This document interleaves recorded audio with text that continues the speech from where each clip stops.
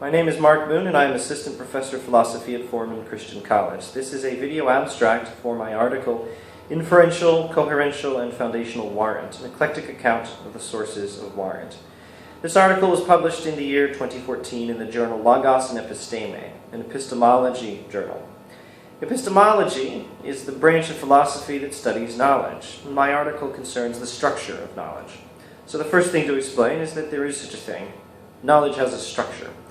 That is to say, our warranted or justified beliefs exist in a certain network or arrangement.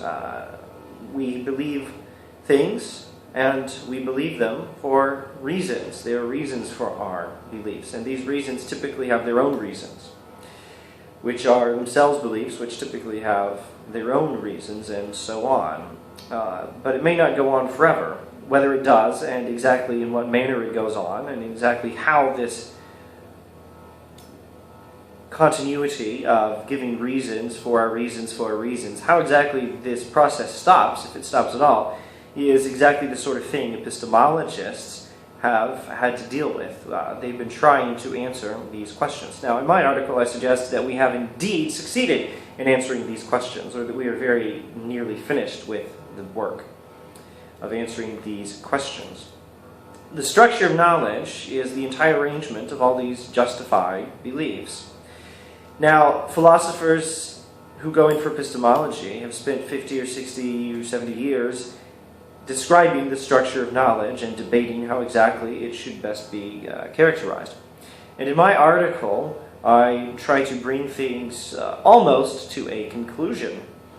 I review three different ways a belief that is warranted or justified might be linked to that structure of knowledge, how it's part of the network of knowledge. These three ways are also three ways a belief can be warranted or justified. For example, it has what I call inferential warrant if it's justified by other beliefs that are themselves warranted. It has what I call coherential warrant if it is consistent with a large system of warranted belief. And it has what I call foundational warrant if it has some degree of warrant independent of other beliefs, something going for it, making it a reasonable or justified or rational or warranted belief, independently of its relation to other beliefs.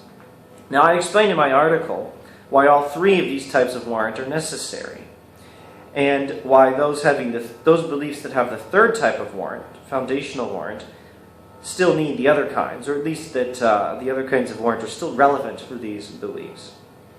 And I explain what this means for the accounts of the structure of knowledge that philosophers have given. Philosophers who study epistemology have given various accounts of how the structure of knowledge, how it is. They've given accounts of the shape of it, and particularly they've given different accounts of the question, how does this process end, if it does end? This process of believing for reasons that have their own reasons, that have their own reasons, and so on. Does it ever end?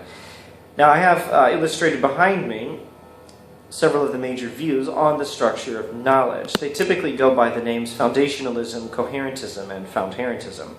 There's also one called infinitism.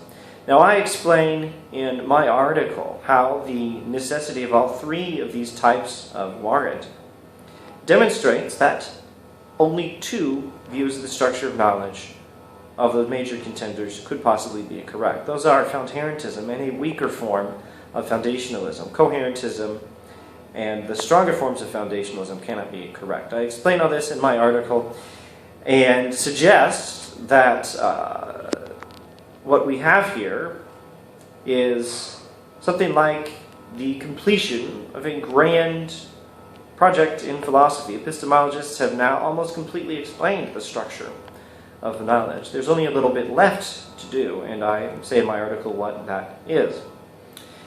This article is something I can recommend for anyone looking for an introduction to epistemology. I can recommend it for anyone interested in the structure of knowledge topic, and anyone interested in some of the major epistemologists I deal with, like Susan Hack and Alvin Plantinga and Lawrence Bonjour.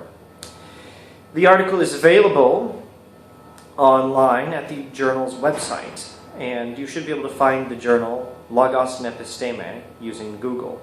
Alternatively, you should be able to find a link to the article from my academia.edu profile. That's Mark J. Boone, PhD on academia.edu.